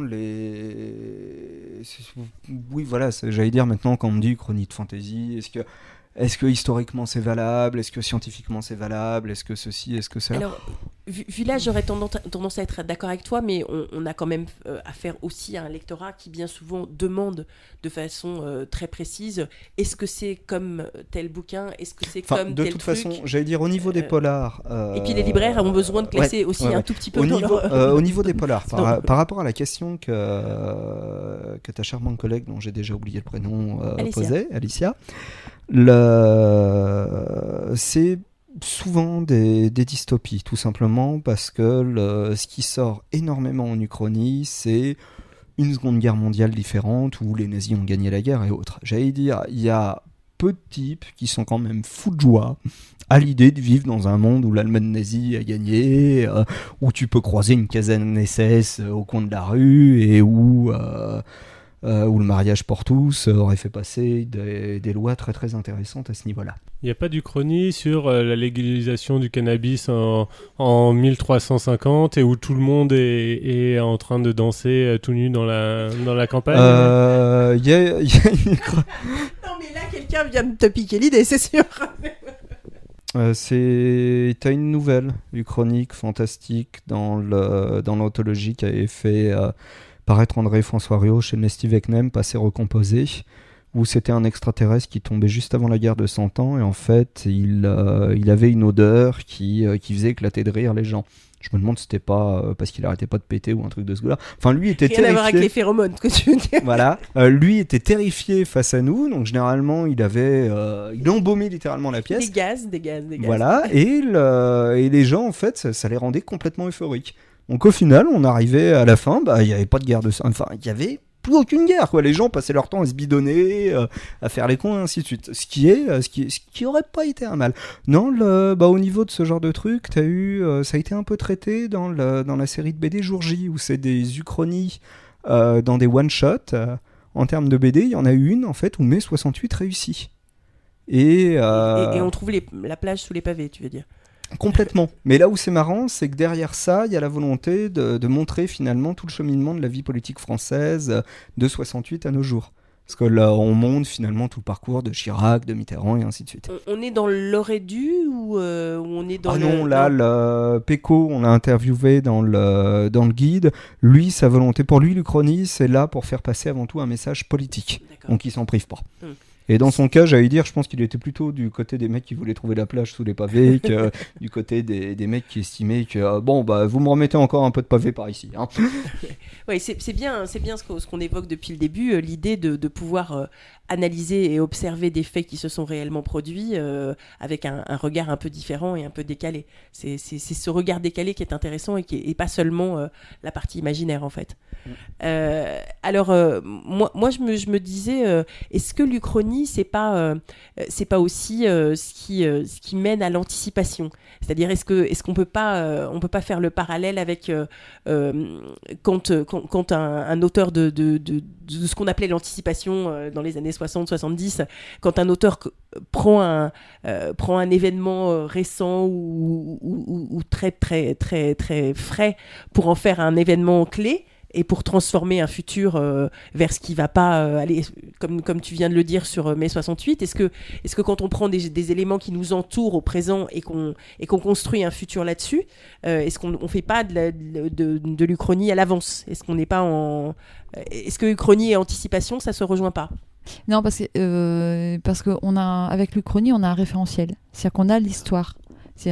Et justement, on veut aller pas contre l'histoire, mais on veut une histoire différente. Et on veut mesurer un écart, réfléchir sur l'histoire telle qu'elle a été, ou proposer une histoire alternative pour dire, regardez, c'est pas si mal chez nous, ou au contraire, on aurait pu faire mieux, ou on devrait faire mieux, et puis en tirer des leçons pour l'avenir. Par contre, quand on est dans le cas où on est sur une temporalité identique, par exemple, ici, on va faire une anticipation écologique en disant on va mettre des énergies, on arrête les réacteurs nucléaires et puis on va mettre des énergies renouvelables partout, etc. Et on crée un futur idyllique, merveilleux. On ne sera pas sur une Uchronie, même si dans 50 ans ou 200 ans, on regarde l'histoire, elle ne se sera pas déroulée comme ça, mais ce n'est pas une Uchronie, c'est vraiment de l'anticipation. D'accord. Parce qu'on n'a pas le référentiel. Le monde pour Clara de Jean-Luc Marcastel, toujours, c'est typiquement de l'anticipation. Voilà.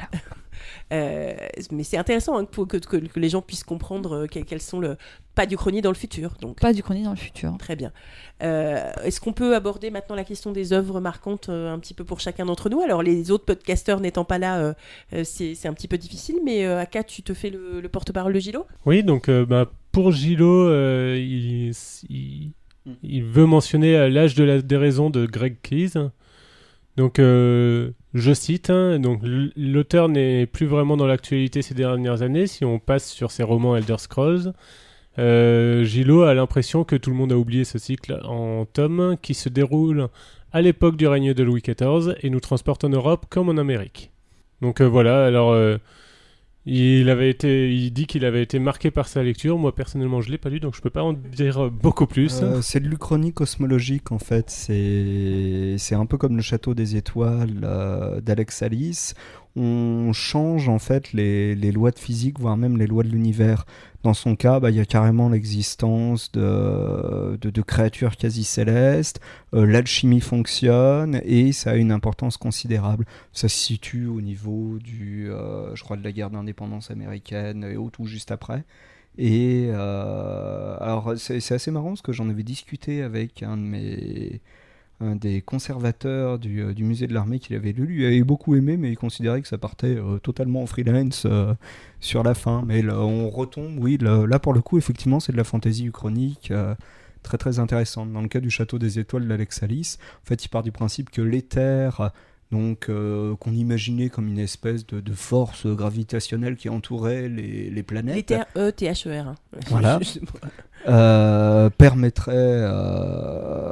Permet en fait un voyage dans l'espace en plein milieu du 19e siècle, façon Jules Verne. Mais non, le Kai, c'est bien, mais effectivement, le 5 tomes, je crois, et oui, ça a dû sortir un peu des mémoires. Il est toujours disponible en poche chez Pocket, je crois. Bien. Et alors pour vous, quels sont les romans phare, ou est-ce que en tant que rédacteur de ce guide, il vous est interdit formellement de vous prononcer sur votre œuvre préférée ou Moi, personnellement, je veux dire que la séparation pour moi est un roman essentiel, mais parce que j'adore Proust, j'adore son écriture. C'est pas spécialement fantasy, donc c'est difficile d'en parler dans ce podcast en particulier. Mais oui, moi j'aime l'idée qu'on part de. Je serais plus en roman alternatif qu'en uchronie pure, quoi. Pour moi, le point de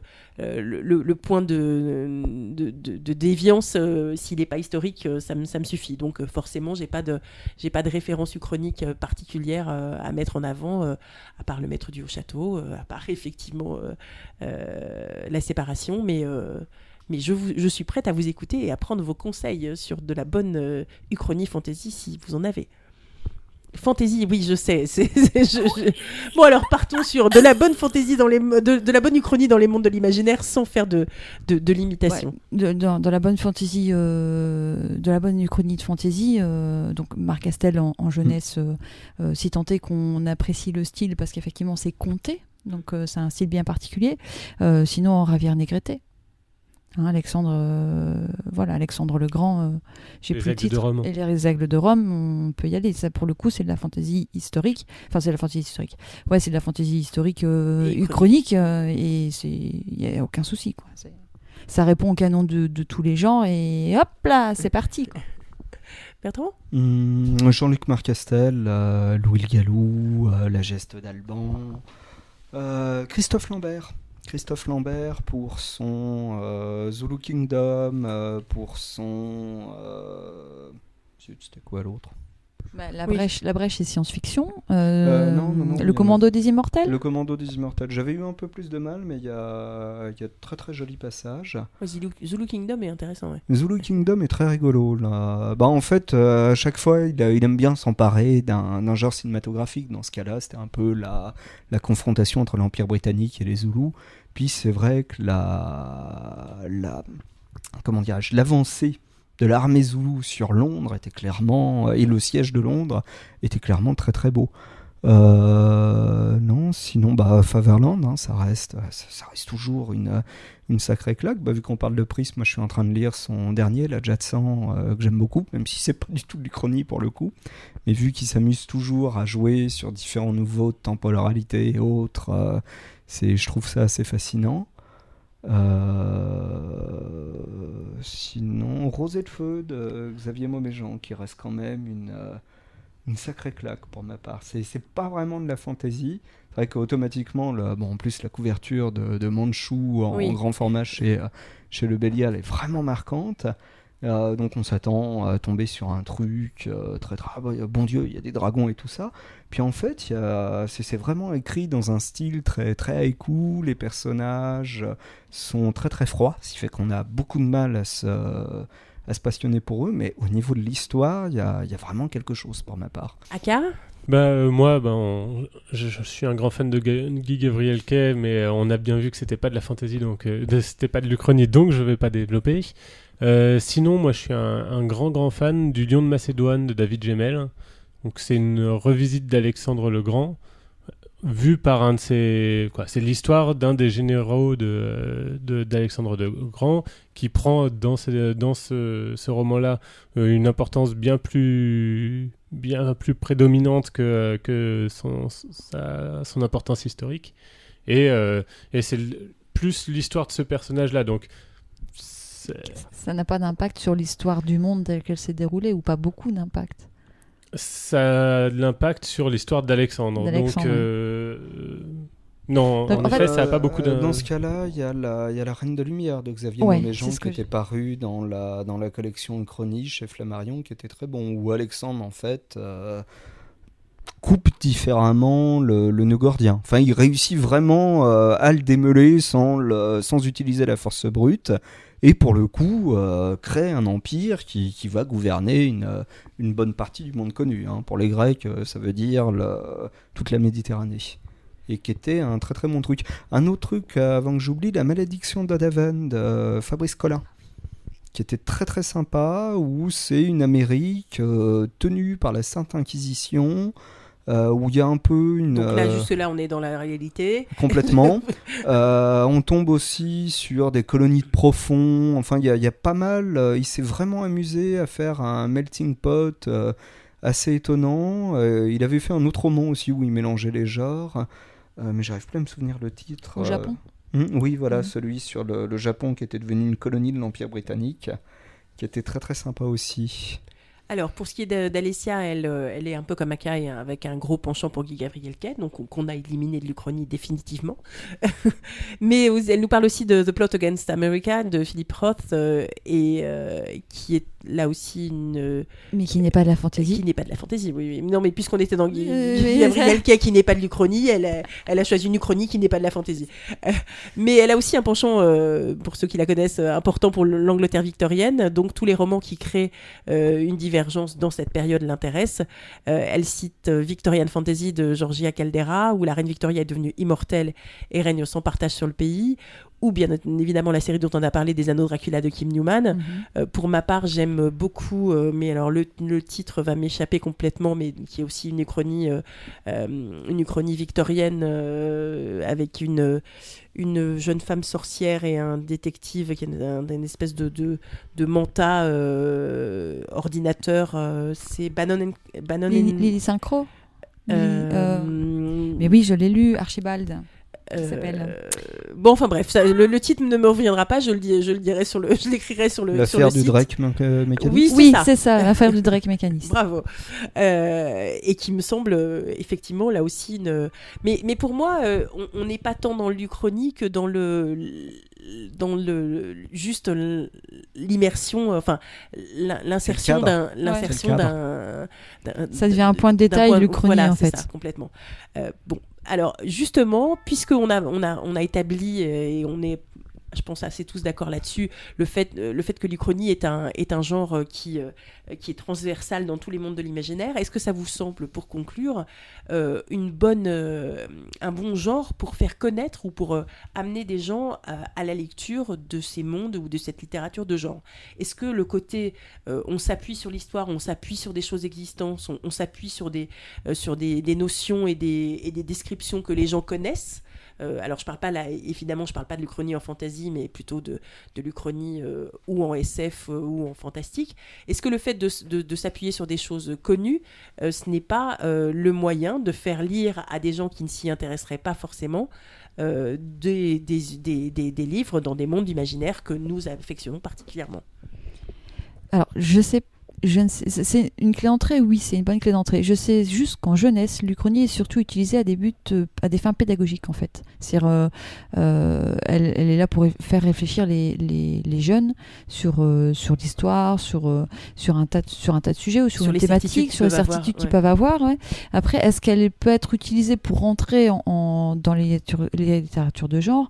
Oui, pourquoi pas. Mais le problème, c'est qu'il faut avoir déjà des points de repère historiques. Donc, il faut déjà avoir une certaine culture historique pour vraiment apprécier l'Uchronie, parce qu'on peut très bien passer sans l'avoir. Mais le roman historique, c'est un roman qui se vend bien, c'est un roman qui fonctionne en littérature blanche, on va dire, classique. Donc est-ce que justement conseiller à quelqu'un qui dit ah non mais moi la SF ou même la fantasy ça m'intéresse pas tellement, enfin je veux dire peut-être ça peut faire passerelle. Ça peut faire passerelle entre de Martine, c'est pas un peu ça quoi, c'est pas un peu le médiéval qui passionne les gens et tout d'un coup hop on y insère un petit coup de dragon et un petit coup d'homme de glace et hop ça fonctionne. Est-ce qu'avec l'Uchronie on peut tenter la même approche? Alors je pense que pour faire la bascule entre roman historique et fantasy, en l'occurrence fantasy historique, il n'y a pas besoin de l'Uchronie pour la faire. D'accord. Je pense que ce soit pas totalement nécessaire. Par contre, pour faire la bascule entre roman historique et science-fiction, ça peut servir de passerelle. Ça peut servir de passerelle. Si je reprends, j'ai encore oublié le titre, Robert Charles Wilson qui a sorti là encore dans la collection Les Derniers Jours du Paradis. Les Derniers Jours du Paradis. On est sur un monde. C'est bien d'avoir son encyclopédie vivante. Ouais, c'est pratique. Donc Les Derniers Jours du Paradis, la guerre de 14 n'a pas eu lieu. Mais c'est dû à en fait une intervention d'extraterrestres, sauf qu'au départ on ne Il le n'y a sait plus pas. aucune guerre, même. Il n'y a plus après. aucune guerre, c'est pacifique. Alors pour le coup, dystopie, on n'en est pas loin, quoi. Hein. On est dans un monde super pacifique, mais en fait on est dans un monde aussi super surveillé et pas forcément très libre.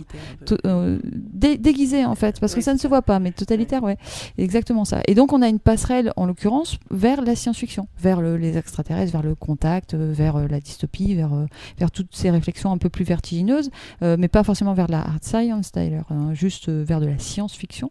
Par contre, je pense que la fantasy, pour passer de fantasy à fantasy historique, il n'y a pas du tout besoin d'Uchronie pour ça, quoi. Ok. On en a assez peu parlé et avant de vous remercier, peut-être qu'on peut faire un petit point là-dessus. On a beaucoup parlé de littérature. Est-ce que vous avez dans d'autres médias, que ce soit films, BD, on a parlé de BD aussi. Est-ce qu'il y a des films que vous avez envie de conseiller ou des choses qui vous semblent regardables sans trop de honte en Uchronie ou est-ce qu'on est que sur du nanar science-fictionnesque pas très Très réussi? bien les trucs. Non, avec non, les mais nazis zombies. j'ai pas de jugement de valeur. Nanar, c'est pas un jugement de valeur, c'est juste une façon de décrire un peu l'univers du film. Est-ce qu'il y a des films qui vous semblent marquants Ce qu'on peut déjà conseiller, c'est l'adaptation, le pilote de l'adaptation du Maître du Haut-Château. Hein. Pour le coup, entre le pilote et le roman, moi, je préfère de loin le pilote. Parce que le roman de Philippe Cadic est un peu difficile d'accès. Oui, je suis d'accord, je vais utiliser ce terme-là. Enfin, moi, je suis pas fan personnellement. Par contre, le pilote de l'adaptation et la série, si elle vient à avoir lieu, le pilote étant d'une grande qualité, on espère que la série sera aussi de la même qualité. En termes de film, le plus récent qui vient spontanément à l'esprit, c'est Edge of Tomorrow. On retitrait maintenant en Live, Die, Repeat. D'accord, Ça avec parle Tom plus aux gens. Cruise. Voilà. Avec Tom Cruise qui meurt, qui rentre en guerre, qui meurt tous les jours, etc., etc., etc. Et c'est tout à fait regardable en l'état. Moi, ce que je préfère en termes de film, et là on s'éloigne vraiment de la fantasy ou même de la science-fiction, c'est un film qui s'appelle About Time, il était temps, qui est une comédie romantique pour le coup, où le personnage principal peut faire des voyages dans le temps en arrière, dans ce qui le concerne, pour changer des petites choses. Et c'est un don qu'ils ont de père en fils.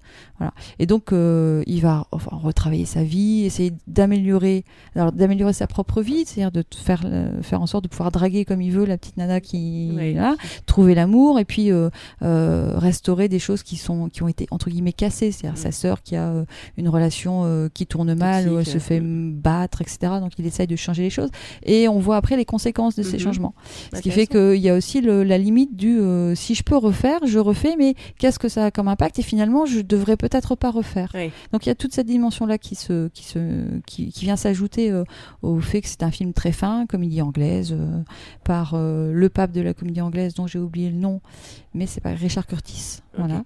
C'est un peu le principe de la machine à remonter dans le temps de Wells. C'est un peu le principe. On a beau remonter, tout ce qu'on fait ne marche pas. Ne fonctionne pas tout le temps. Ou fait pire que mieux. C'est ça. Retour vers le futur. Oui, mais oui. Ça reste toujours une claque des années après. Il y en a un que j'attends avec impatience qui sort à la fin de l'année, c'est The Good Dinosaur. Donc le bon dinosaure, c'est le prochain Pixar. D'accord. En fait, il y a le trailer vient enfin de tomber. Ils s'en ont bavé, ça va faire 5 ans qu'ils bossent dessus.